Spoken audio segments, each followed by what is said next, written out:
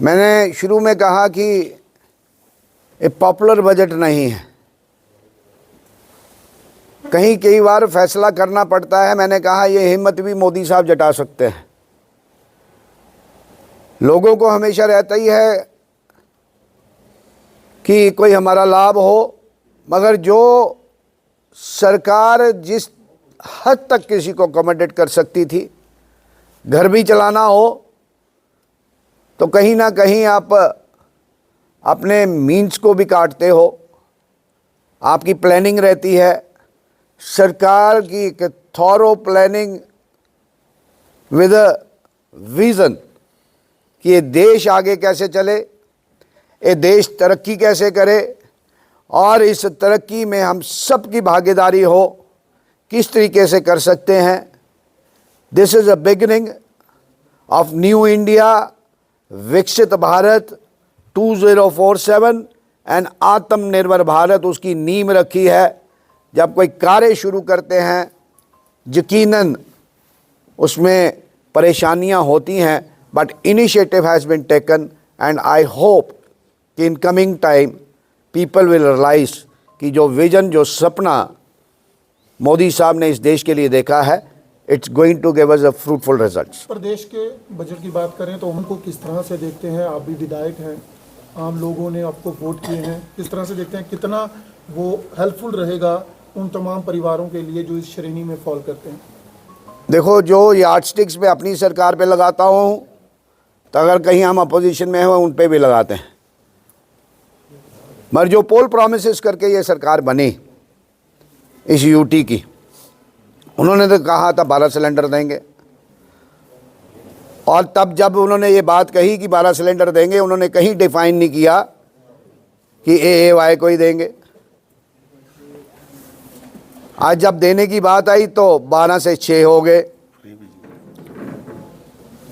देने की बात आई तो 12 से 6 हो गए, और 6 भी किस सेक्टर को दिए जा रहे, ये अपने आप में प्रश्न चिन्ह है। बट स्टिल वो भी 5 साल के लिए चुने गए हैं। As a principal opposition party हमारा काम है to keep informing the government. जो पोल प्रोमिसेस उन्होंने किए, जो ख्वाब उन्होंने बेचा, और हमेशा 47 से लेकर आज तक वो ख्वाब बेचने में हमेशा सफल रही है। But I hope the good sense prevail, और उनके पास समय है।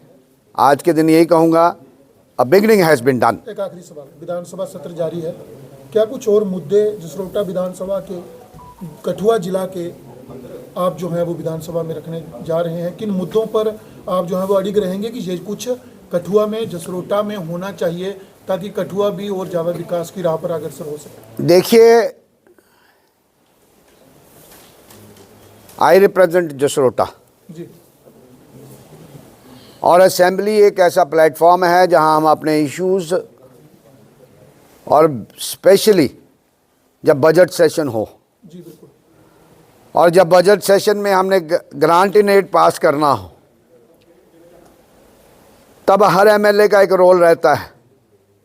मैं आपके माध्यम से जो मेरे कॉन्स्टिट्यूंसी के इश्यूज़ हैं, चाहे रोड इंफ्रास्ट्रक्चर को लेकर हो, हेल्थ को लेकर हो, एजुकेशन को लेकर हो, जहाँ और जो basic requirements day to day लोगों की रहती हैं,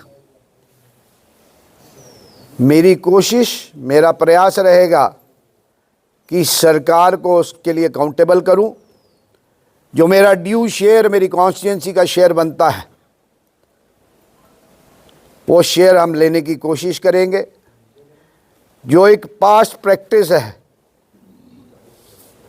इस जम्मू कश्मीर सरकार की, जो इनका ट्रैक रिकॉर्ड है, ये डिस्क्रिमिनेशन की राजनीति करते हैं, मगर ज़माना बदल चुका है।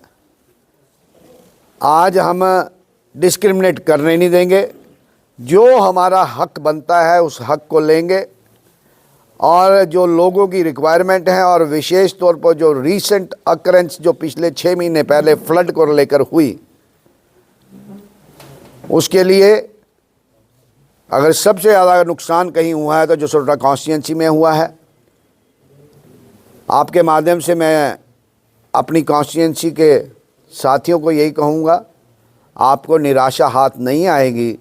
आपने मुझे चुनकर भेजा है, आपका हक आपके घर में ज़रूर चल के आएगा और जसरोटा कहीं भी पीछे नहीं रहेगी।